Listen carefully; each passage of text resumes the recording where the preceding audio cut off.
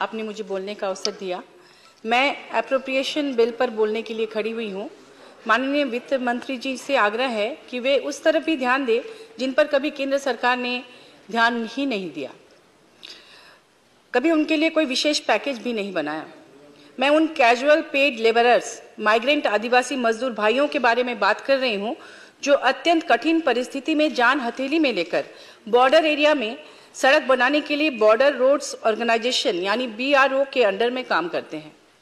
देश की सुरक्षा के लिए लेह, लद्दाख, हिमाचल, अरुणाचल, सिक्किम, नॉर्थ ईस्ट जैसे तमाम सरहदी इलाकों में अत्यंत कठिन परिस्थितियों में सड़क बनाने, पुल बनाने, सैनिक छावनी बनाने और इस तरह के जो भी कंस्ट्रक्शंस होते हैं उसके दौरान ठंड से, दुश्मनों की गोली से, लैंडमाइंस विस्फोट से या दुर्गम पहाड़ी घाटियों में काम करते करते एक्सीडेंट से हर साल बड़ी संख्या में इनकी मौत होती है। ऐसे मजदूर भाइयों की न तो केंद्र सरकार कभी उन आंकड़ों को सार्वजनिक करती है और न ही कोई सुध लेती है। सरहद पर बॉर्डर इलाके में देश के लिए जान देने वाले सैनिकों से कम नहीं है इन मजदूर भाइयों की शहादत। सैनिकों के लिए देश की सुरक्षा के लिए सड़क, पुल, सैनिक छावनी आदि बनाने के दौरान जब वे अपनी जान गंवाते हैं तो उन्हें भी शहीद का दर्जा मिलना चाहिए या नहीं? क्या उनके बारे में कभी किसी ने सोचा है? क्या सरकार ने उन्हें कभी कोई विशेष आर्थिक मदद देने के लिए कोई पॉलिसी बनाई है? आप लोगों को यह जानकर आश्चर्य होगा कि इस देश में BRO यानी बॉर्डर रोड्स ऑर्गेनाइजेशंस में काम करने वाले 90% मजदूर भाई झारखंड के होते हैं। उनमें से ज्यादातर संताली समाज के हैं। उसी संताली समाज के जिस समाज से हमारी माननीय राष्ट्रपति श्रीमती द्रौपदी मुर्मू जी आती हैं। वर्षों से संताली समाज के मजदूर भाई बॉर्डर इलाकों में काम कर रहे हैं। दुर्गम इलाकों में काम करने के लिए विशेष रूप से उन्हें बुलाया जाता है क्योंकि माइनस टेम्परेचर में और विषम परिस्थितियों में जान हथेली में लेकर काम करने की हिम्मत बहुत कम इलाके के लोगों में होती है और इनफैक्ट वे इतने कर्मठ और मेहनती होते हैं कि उन्हें बार बार बुलाया जाता है। उन माइग्रेंट आदिवासी मजदूर भाइयों के वेलफेयर के लिए, उनकी सुरक्षा के लिए, उन्हें सोशल सिक्योरिटी बेनिफिट्स देने के लिए क्या कभी केंद्र सरकार ने कुछ किया? कोई आर्थिक पैकेज दिया?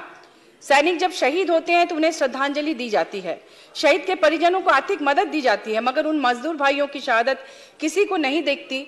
देश की जनता को भी पता नहीं चलता। उनकी शहादत गुमनामी के अंधेरे में खो जाती है। उनके लिए केंद्र सरकार द्वारा इंश्योरेंस पॉलिसी होना चाहिए और पेंशन की भी व्यवस्था होनी चाहिए। जब उनका एक्सीडेंट होता है तो कोई भी जिम्मेदारी लेने को तैयार नहीं होता। कई बार उनके परिजन लाश लेकर इधर उधर भटकते हैं कि कैसे उनको घर लाएं। 2020 में DG BRO के साथ उन मजदूर भाइयों के हित में एक MOU साइन करने की बात वर्तमान झारखंड सरकार ने की थी, मगर अभी तक केंद्र सरकार द्वारा कोई ठोस कदम नहीं उठाया गया और न ही कोई वित्तीय मदद देने की तैयारी हुई। मेरा अनुरोध माननीय वित्त मंत्री जी से है कि वे अविलंब उन मजदूर भाइयों के बारे में सोचें और बॉर्डर इलाके में काम करने के लिए जो मजदूर जाते हैं उनके लिए अविलंब कोई व्यवस्था करें। कोविड के समय में माननीय मुख्यमंत्री श्री हेमंत सोरेन जी ने लेह लद्दाख में फंसे सैकड़ों मजदूर भाइयों को हवाई जहाज से वापस लाने का काम किया था। केंद्र द्वारा सिर्फ झारखंडी मजदूरों को ही अनदेखी नहीं की जाती, बल्कि पूरे झारखंड के साथ ही वित्तीय मामलों में सौतेला व्यवहार केंद्र सरकार कर रही है।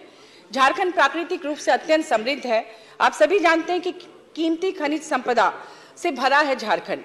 कोयला, लोहा, बॉक्साइट, अब्रक, यूरेनियम, तरह तरह के मिनरल्स वहां मिलते हैं और शायद ही कोई ऐसा खनिज पदार्थ है जो कि पूरे देश को झारखंड सप्लाई नहीं करता है। इसके बावजूद जो रॉयल्टी आती है, रॉयल्टी के मामले में केंद्र सरकार बहुत ही कंजूसी करती है।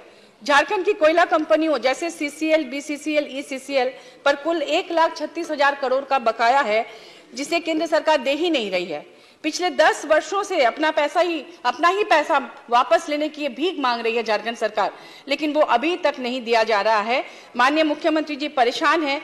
इसके पहले योजना आयोग, फिर नीति आयोग, भारत सरकार को CM की चिट्ठी लगातार आ रही है और दूसरी ओर केंद्र सरकार के अधीन काम करने वाली DVC यानी दामोदर वैली कॉर्पोरेशन बिजली की कटौती कर रही है। इससे हमारे स्टेट में बिजली की किल्लत हो गई है।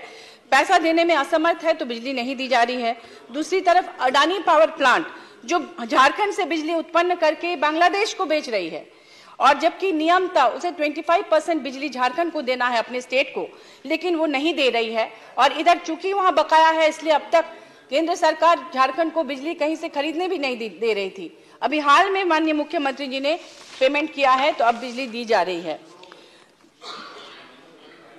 अब ऐसा है कि केंद्र सरकार जीएसटी कॉम्पेंसेशन नहीं दे रहा है। कीमती मिनरल से जहां केंद्र झारखंड से हजारों करोड़ का मुनाफा कमा रही है, वहीं राज्य को हजारों करोड़ का नुकसान उठाना पड़ रहा है। जीएसटी कंपनसेशन यानी जीएसटी टैक्स का शेयर न देने पर पहले टैक्स के पैसों से डेवलपमेंट का काम करती थी सरकार, लेकिन अब कहां से करे।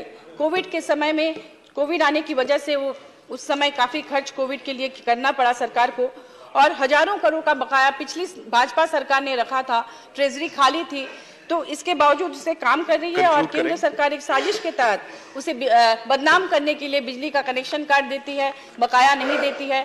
तो मैं माननीय वित्त मंत्री जी से अनुरोध करूंगी कि सबसे पहले तो बॉर्डर पर काम करने वाले मजदूर भाइयों के लिए सोचे और फिर झारखंड के साथ भेदभाव न बरता जाए। बहुत बहुत धन्यवाद।